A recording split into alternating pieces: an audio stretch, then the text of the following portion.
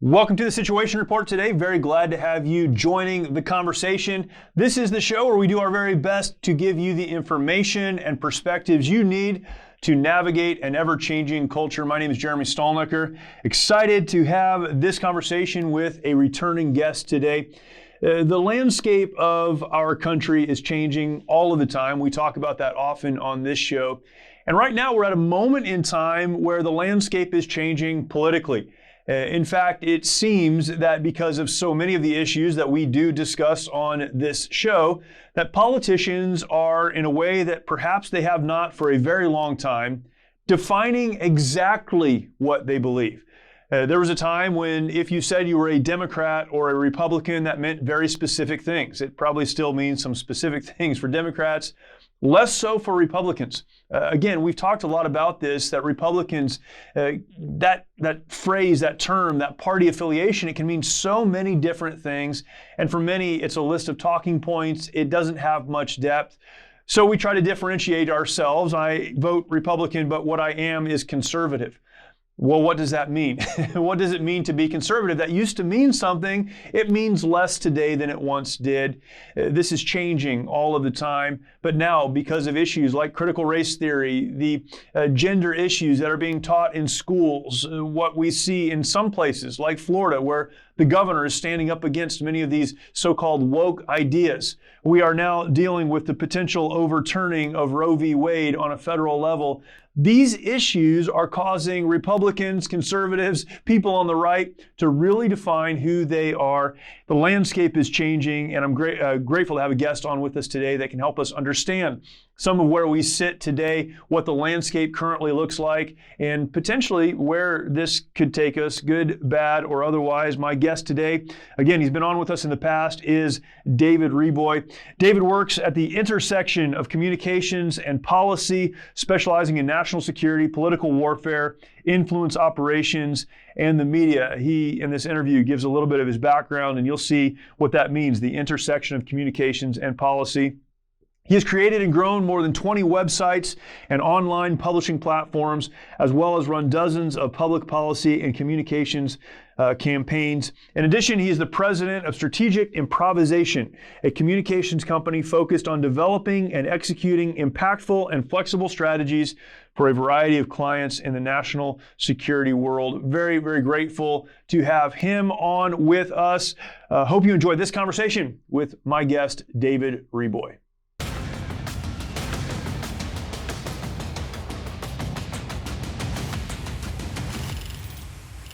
Man, thanks for joining us again. There's like a million things going on in the world right now. We were just kind of talking about this. It's hard to narrow it down, but thanks for jumping on. Can you, for those who are new maybe to you, just give us a little bit of background, maybe talk about what it means to be a right-wing Twitter pugilist, as is in your bio.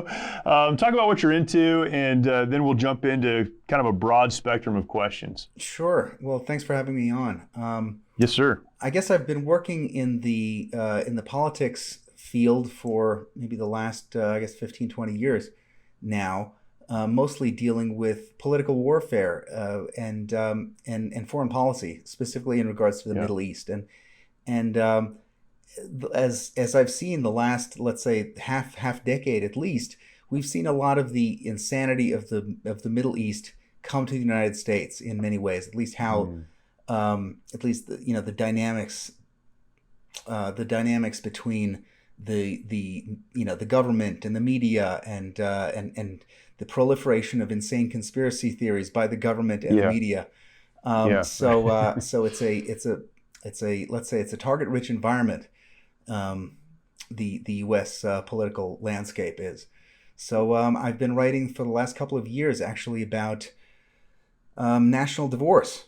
And what I believe to be a inevitable split in the United States, or something, because there's no longer as I argue, there's no longer a coherent.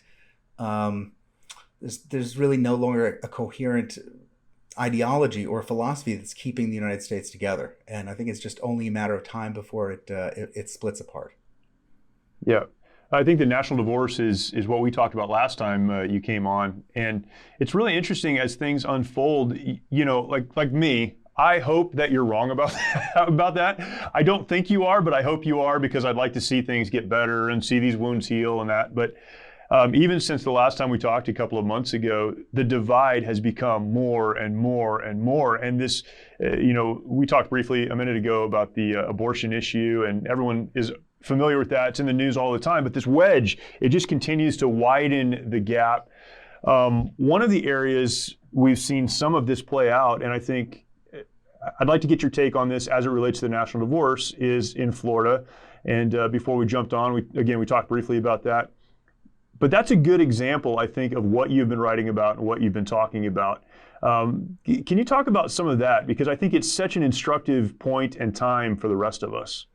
Sure. I mean, in regards to the abortion thing, yes. I mean, I've long said that what happens here on out is not going to be exactly a replay of the U.S. Civil War of the 1860s.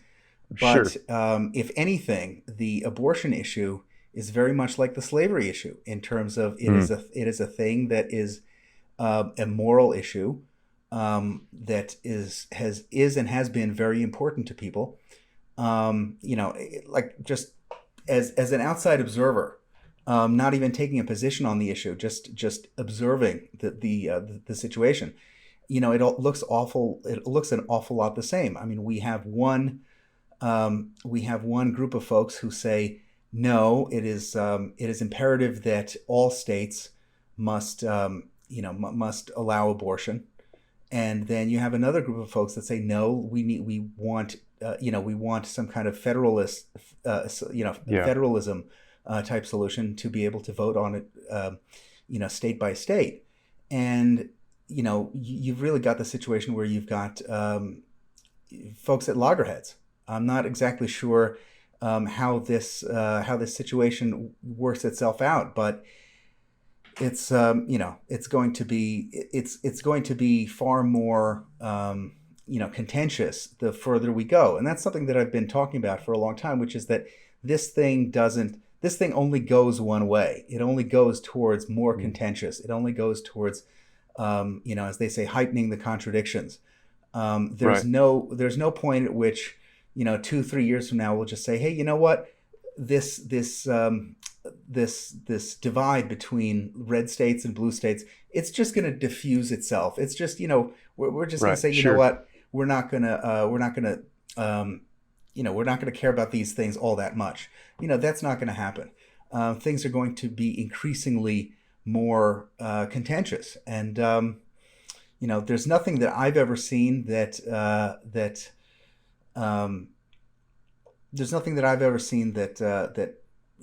points in the other direction. Mike Lindell has a passion to help everyone get the best sleep of their lives. He created the Giza Dream bed sheets. They look and feel great, which means an even better night's sleep for you and me. Mike found the world's best cotton called Giza. Mike's latest incredible deal is the sale of the year. Sale of the year. That means it's not going to happen again. This is the sale of the year.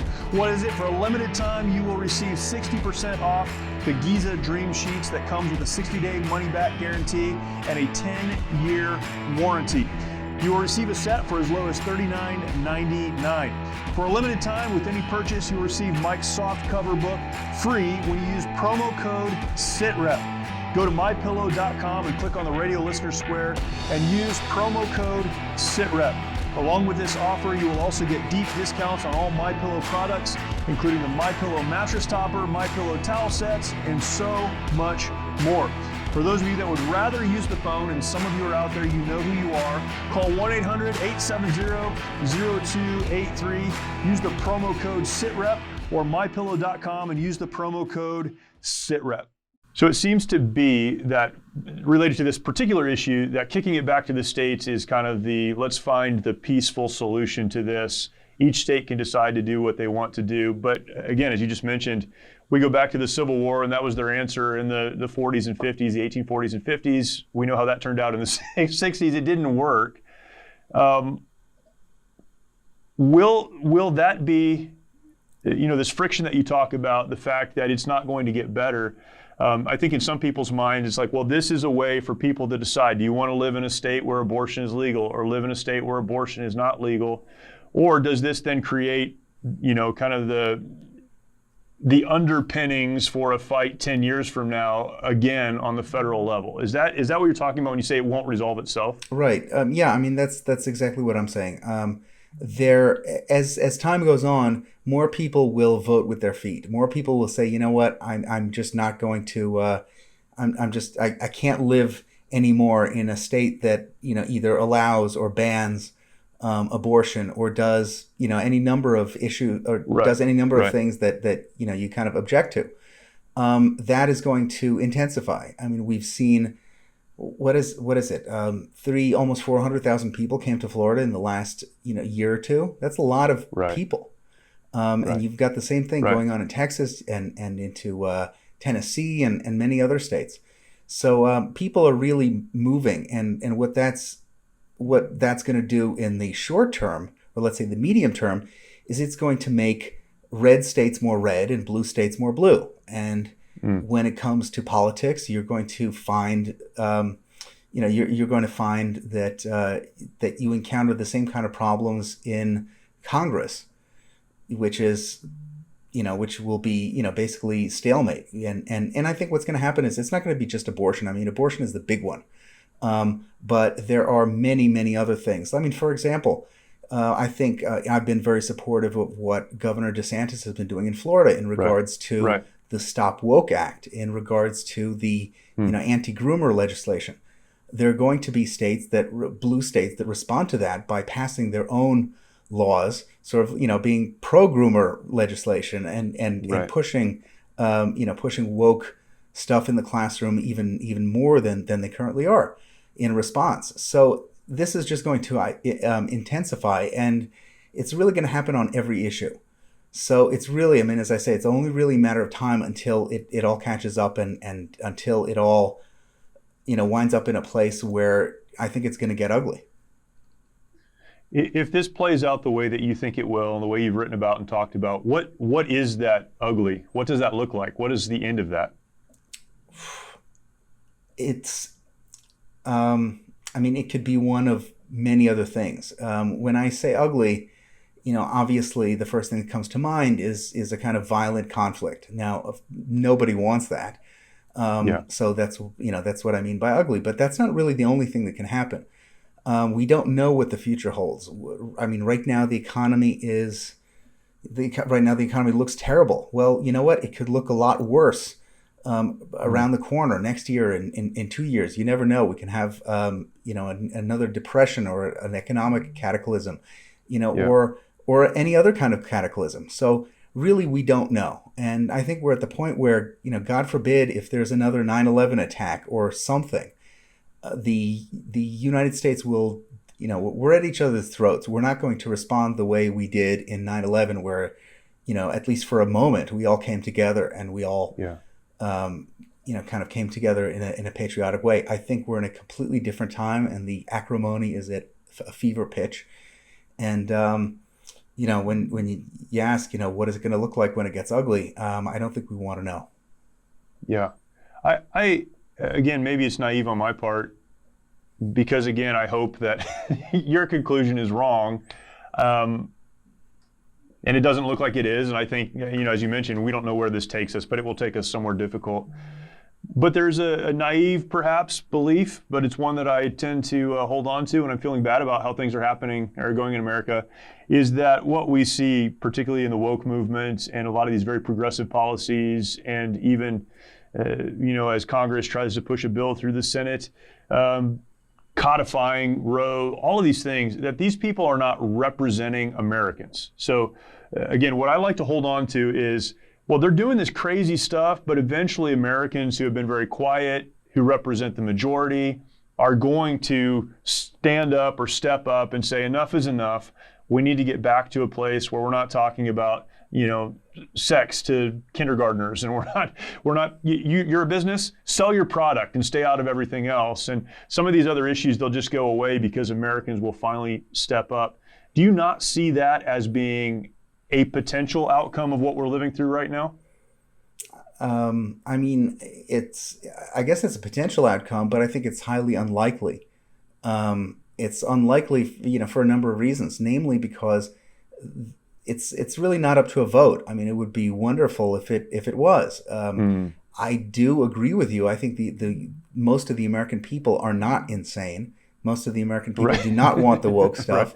Right.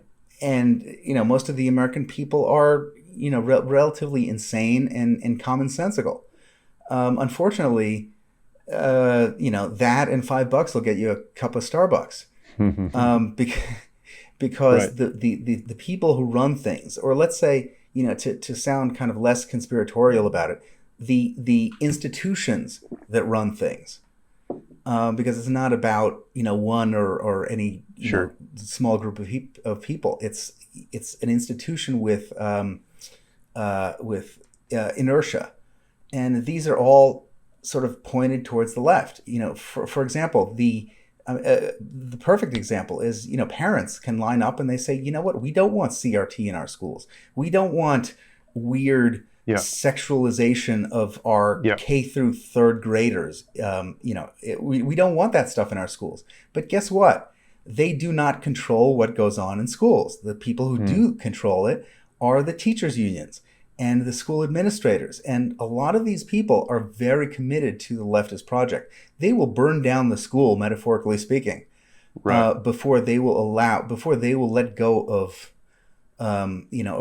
these things. So, what we're seeing in Florida is great, because the governor is standing up, his Department of Health is standing up, and they're trying to push back on some of the insanity. But the fight is not over. Yes, the people of Florida, where I live, we achieved a great victory when it comes to Disney.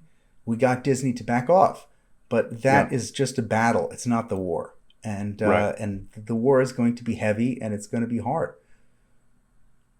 We're seeing, some shifts in culture, and again, I keep going back to the abortion issue just because that's what's present, that's what's in the news.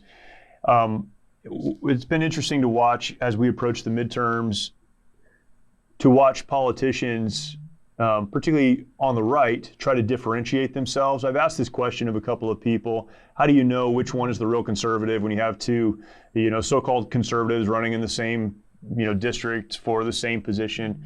And I think things like removing the federal protection of abortion, in a lot of ways, that can help those on the right, because now conservatives are going to have to identify. In the past, we've been able to say, well, I'm running for state, whatever, an assembly position, I'm running for this or that. What happens there, I have no control over, so I don't need to take a position. It seems like many of these issues now, CRT, you mentioned, all the gender stuff, abortion, some of these issues now are forcing conservatives to really identify whether or not they're actually conservative. Do you think some of these moves are good for the Conservative Party, or are they ultimately, it really doesn't matter, people will vote for who they vote for? No, these things are fantastic. These things are absolutely essential. And as you say, you can tell really who's who when it comes to primaries, when it comes to folks who are running for office, who's kind of just mouthing the talking points. Sure. These are relatively new issues. CRT and the anti-groomer stuff and a bunch of other things. The Ukraine war. These are new issues that just came up. What does that mean? That means they're not in the approved 2004 GOP consultant's handbook for how to win an election. Right. That by now everyone has memorized, everyone knows the talking points. They just go and they just repeat them. And, guess what? It's not 2012. Things have changed. If you show up and you're talking like it's 2012, the voters will have no use for you. And I think justifiably so. So you're going to have to take a position on things like, like the trans stuff, or let's say big tech and the the free speech, the free expression issue. Or are you going to say, no, it's my private corporations can sort of do whatever they want? So I think this is very good in terms of folks who are on the right. And look, I mean, this is what people care about. The folks who vote Republican are out there. They're on Facebook and they're on Instagram and Twitter, and these are the issues that they're interested in. And they deserve to have politicians that also care about these issues. I mean, one of the reasons why DeSantis is so popular and why he's so good, and people are like, wow, he's not a fake Republican that, Chamber of Commerce fake Republican that's just reading off the talking points. Right. Why? I mean, he was a Rush Limbaugh listener, in his youth. He is a GOP base voter. So of course he's going to do the things that the GOP base voter wants. And I think that the more politicians that we can elect that do identify with the normal base voter of the party, the better. Yeah, I think that what you're saying, it makes so much sense in terms of the country, and I think our country will be better off. As someone who lives in California, and I raised my family here in California, a lot of those things do concern me because I feel like we are moving beyond, we probably moved beyond to the point where politically we can turn things around in California because of these other issues. Because if someone runs in California as pro-life, anti-CRT, anti-grooming law stuff, many Californians would support them, but those who control the political landscape here, the political narrative here won't. And that is scary. And again, I think it goes back to what you're talking about with the division and those things. What are you seeing as it relates to the midterms? You're talking about what's happening in Pennsylvania and some of the other states. Good, bad, or otherwise, what are some of the interesting things that you're seeing right now? Well, I'm seeing a couple interesting positive things. I mean, we see Blake Masters and J.D. Vance, who are running for Senate in Arizona and in Ohio, respectively. And they are great, and they're a new type of Republican, and this is fantastic. I think these folks reflect where the party is today. Ohio looks like it's a mess. I haven't been really following that race until kind of what's happening recently. But what's happening is Donald Trump endorsed Oz in Pennsylvania, which is very, very strange, and it makes no sense. And I think it's a non-starter for a whole lot of Republicans in Pennsylvania, and especially if you're a high information Republican voter, you are not voting for Oz. And correct. And you're looking at the issue and you're saying, what's wrong with Donald Trump? And I mean, there are other endorsements that he made. I mean, he endorsed JD in Ohio, which I thought was great. And it's funny. Yeah. I mean, he sent me a personal note saying, basically, I did what you asked for in endorsing Vance, which I thought was fantastic. But the more Republican voters look around and they say, Donald Trump is not necessarily the guy who has his hand on the pulse of what GOP voters want. I mean, let's be honest, he was never that guy.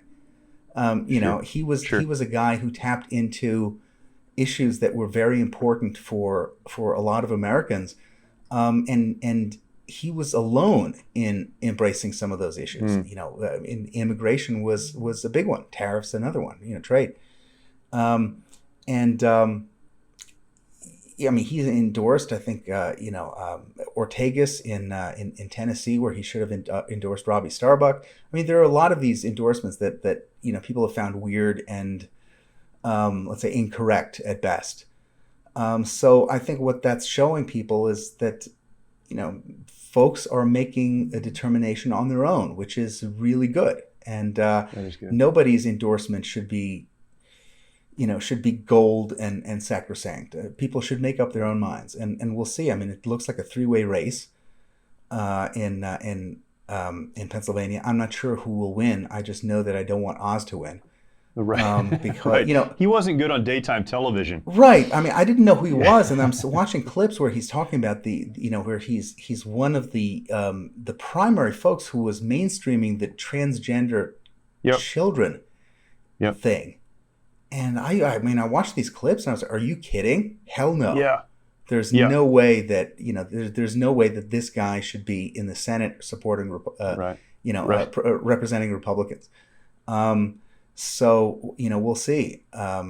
We'll see what happens in that race. But I think in November what's going to happen is there will be a red wave, and frankly, it's really you can't really thank the Republicans for knocking it out of the park. I mean, this is all due to the Democrats making a big mess, and I mean, so from my perspective, I think the more right wing folks we can get on the ballot in November all around the country, I think the better we will do, because I mean, if not now, then when? The other thing is that frankly, when it comes to blue states in general, I really don't care that much. I mean, as I said earlier, the goal here, given what the trend lines are, the goal here is to make red states redder and to make purple states more red, to make purple states red states. And aside from that, it really doesn't matter. I mean, you could spend millions of dollars on trying to win a race in congressional seat in Baltimore. Who cares at the end of the day? That is not a smart way to spend money. It's the better thing to do, I think, is to make sure that you have the most conservative folks in red states who are serving, and that means going and replacing folks who are rhinos in red states, and there are a lot of them. Yeah. So let's assume that there is a red wave and that this happens.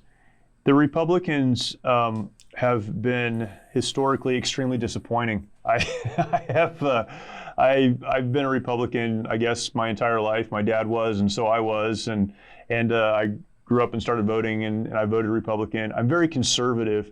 I was telling someone this morning that I'm almost embarrassed anymore to tell people I'm a Republican, because they're just as bad in so many ways as Democrats. We were having a conversation about Christian, pro-life Democrats, and it's such a weird thing to me. I know there are a couple of them out there, but it's such a weird thing to me. And I made the comment, well, I'm embarrassed to call myself a Republican now because of how bad Republicans are. I can't imagine being a conservative Christian pro-life Democrat. It's got to be horrible. Horrible. But do they even exist anymore? I'm not sure. I don't know. I mean, some of them say they do. Yeah, some of them say they do. We were talking about someone who's running for office somewhere in Chicago, and he's a pastor. I can't even remember his name right now, but I was kind of taken back for that. Like, who are these people? How can you be a Democrat? And anyhow, but I get really concerned when I think about Republicans winning the midterms, particularly in a red wave, because they've been so disappointing. What will they do different than they've done in the past? And how do they set us up for a presidential win in 24? I'm very concerned. I'd almost feel better if we were on the other side of the midterms right now and the Democrats were destroying the country, because then we'd have a chance at the White House. What will they do different, and does this set us up in a good way, or is it kind of that tenuous, shaky, we'll see kind of ground? Well, yeah. You ask a pessimist, and you get a pessimistic answer. Yeah, well, I'm a pessimist right now, right. too. But... Look, I mean, if the Republicans can promise anything, they can promise to break your heart, and they can promise, they can promise to, that. Look, but unfortunately, right now, that's the only game in town. The long-term plan is to take over the Republican Party and to change it, and really to get rid of these folks who, I mean, as you say, they'll win, they'll say very nice things, and then at the end of the day, they'll do nothing, or they will be completely counterproductive. I mean, one of the things that I mean, you say you don't want to even be called a Republican. I don't even want to be called a conservative anymore. Yeah, sure. Based on, just based on the the loserville nature of what, let's say, the conservative movement in the United States has achieved, let's say, over the last 40, 50 years. I mean, it's been very, very little. So look, I mean, I say that I'm on the right. I no longer say that I'm a Republican or a conservative, and I mean, this is what happens. But then again, we're in a political system. We've got to pick somebody to vote for who best represents us. And right. And if he's not going to best represent us, then at least he can serve as a block to people who are affirmatively, wanting to harm us. So look, that's where we are. It was what I said earlier about JD and about Blake Masters. These are really good people, and this is a really good step. And one of the thing that I like about both of them is they're both smart guys. They're both smart, and they're clearly both competent at what they do, and they're not going to show up and they're not going to be wackadoodles who are going to basically be our AOCs. I mean, we have that issue too, which is that yes, we do. Which is that AOC, her job is to be a social media influencer. I mean, she doesn't do anything in Congress. Her job is to go on, go on TikTok or go on Instagram and sort of make headlines and get people to follow her, get people engaged in Democrat politics. Look, there are now folks who are doing that on the right too, and to some extent they're kind of required in 2022. This is what we need. But on the other hand too, is we shouldn't say that we can't build a governing coalition. We can't get the things that we want enacted into law if we have a bunch of social media influencers. At the end of the day, we want people who are killers, who are really good at what they do, and who will accomplish something. That's really good. I was talking to Ryan Gerdusky last week, and Ryan, and he worked very closely with J.D. Vance, and one of the things he said about him was he won on policy, and he won on his ability to explain policy, why he believes what he believes, and why this is important. And that is exactly what the Republican Party, certainly people on the right, need. We need people who can explain on all of these issues. Why is CRT a bad idea? It's not about race. It's not racism. There are real repercussions. Who can explain that? All of these issues, the gender issues, all these other issues, the compassion arguments for why our borders are open. We need people who can stand up and actually make a coherent case for why we should do something different, and we just haven't had that. You're exactly right. Do you see that? You gave two great examples. Do you see that being the way that the conservative politicians or those on the right are beginning to be, that's not a good sentence, but are we seeing more and more of those, or are these two kind of unicorns and we hope that someone will learn something? I think we're seeing more of those. I think Ron DeSantis is a great example of someone else who is, those two guys who, we like, they are not governing right now. They're candidates, and they're running for they're running for the Senate. I asked DeSantis over dinner, how did you like serving in Congress? And he said it was terrible. He's like, I hated every minute of it. And I said, why? It's like, because I couldn't do anything. It's like the most I could do is I could have an investigation. I could run a committee. I could do something, but it's not like being the governor, where you can actually affect people's lives and do things that are important for Americans. And and I think that's where we need to concentrate. If we have great people who are serving in the Senate and in the House, hey, that's fantastic. But we need, even more important than that, we need mayors and we need governors and folks in the state legislatures who are going to be, who are going to be men and women of action, and who are going to do the right thing in these places. Texas is terrible. I used to live in Texas. Texas is terrible when it comes to gliding on its own reputation as being, this great conservative state, and the land of the cowboys, and we're so right wing, and they really need to get with the program, because there are many wonderful voters. I mean, the Texas Republican voters are fantastic, but their leaders kind of suck, and have kind of sucked for a good long time. So, I mean, this is an opportunity for the people of Texas to clean house. It's an opportunity for people in Utah. I mean, Utah is being run by, by these absolute absurdities who are kind of claiming to be Republicans. They have the R next to their name, but I mean, they're not at all reflective of Utah conservatives or Utah Republicans. Go from state to state, and this is the same problem. It's South Carolina, another great place. We need to go and clean house in every one of these red states. I think it's more important to do that than to, make sure, pour millions into the long shot chance that maybe New York or New Jersey will have a Republican governor. I mean, that's great and everything. Yeah. I think it's wonderful for the good people who live in those states. But at the end of the day, it's not even a tenth as important as getting someone really good and based in red states. Yeah, that's good. Again, as someone who lives in California, I'd love to see us have a conservative governor. I was so hopeful about the recall election.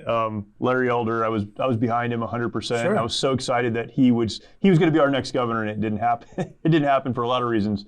But yeah, and I think one of the things we've seen over the last few years is how important state politicians really are to individual liberties, to freedoms, to these constitutionally protected rights. The federal government's not going to protect us, but a governor can. Local sheriffs can. Mm-hmm. Here in California, I'm in Riverside County. Sheriff Chad Bianco is our sheriff. Incredible. At the beginning of the lockdowns, he said, Riverside is the second largest county in California. I think in the country. It's huge. My department is not going to enforce any of these lockdowns. I believe in the Constitution, and the power that local politicians like him have is unbelievable. So important. And I agree with you. I think that's the way we get our country back. I mean, that's how it happens. Looking to the presidential election in 2024, everyone assumes that President Trump will run again. I think that's a fair assumption. As you mentioned, he has demonstrated that perhaps he's a little bit out of touch right now with some of the other issues that people care about, and with the people that we would hope would lead us. Is there a chance he will not run? Is there a chance that your governor, DeSantis, will run? Or do you see something else perhaps unfolding in the next couple of years? I'm the last guy to make political presidential predictions about stuff like this. I don't know. As you say, all indications are that Donald Trump will run again. I don't know. I believe that he shouldn't. In my personal opinion, I thought that he was a fantastic battering ram. He was absolutely essential in American history in taking us to the point where we are now. I think we're in a better place because of Donald Trump, and the 4 years of his presidency in many ways were great. But again, he's a battering ram, and once you're inside the gates of the city, what do you do with it? Sure, right. And, that's good. We need another set of tools. We need another, another. I would love for DeSantis to run for president. In my personal opinion, and I've heard absolutely nothing about this that I'm not giving you any exclusive information or anything. Sure. I believe that he will. That's my personal opinion. But again, I just don't know. I mean, look, I would like him to be the king of Florida. Sure. For the next from the rest of the country. for the next 30 years. I mean, that's my ideal scenario. So whatever happens, we shall see, and it's a long way out. That's good. The battering and a ram analogy that's a great analogy. Yeah, once you're in the city, once you've exposed what needs to be exposed, now we need someone who can, again, as you mentioned, articulate, be very clear in their leadership and what they're trying to accomplish. And perhaps even someone that's a little more savvy in the political arena, I think would probably be helpful as well. Man, so many other things we could talk about. Where can people follow you and the work that you do? I know your Twitter's very active, but you write, you speak, you do a lot of stuff. Where can people follow you? Well, go to Substack, Late Republic Nonsense, and also follow me on Twitter at Dave Reaboi. Awesome. Dave, thank you so much. Appreciate it, man. Appreciate it. Thank you. Many of our veterans feel they need to fight their battles alone. This self-isolation has led to the staggering statistic of more than 20 veterans taking their lives every day. The mission of Mighty Oaks is to eradicate the veteran suicide epidemic and help our warriors change their legacies. We've been able to help over 4,000 veterans and first responders by equipping them with the tools they need to live the lives they were created to live. Our faith-based, peer-to-peer approach has one of the highest success rates of any program available today, offering hope and understanding to those who need it most. By aligning their lives to biblical principles, these men and women are able to lead their families, their communities, and our nation. It's your generosity that can make a difference in the lives of the men and women who have fought for our country and our freedoms. Now that they're home, don't let them fight alone. Learn more at mightyoaksprograms.org. Thank you, David, and thank you for watching and or listening. Really appreciate it. These conversations are very, very helpful as we consider what's going on around us and then attempt, based on that information, to make good decisions. I hope that's helpful to you today. Make sure, if you are not already, that you subscribe to this show on your favorite podcast platform. Go ahead and subscribe and then leave us a comment. We would appreciate that. If you'd like to watch the content and go back into our archives, you can find all of that on YouTube. Go to YouTube, search for The Situation Report. You'll find us there. Or you can go over to salemnow.com, salemnow.com. Thank you again, and we will talk to you next time.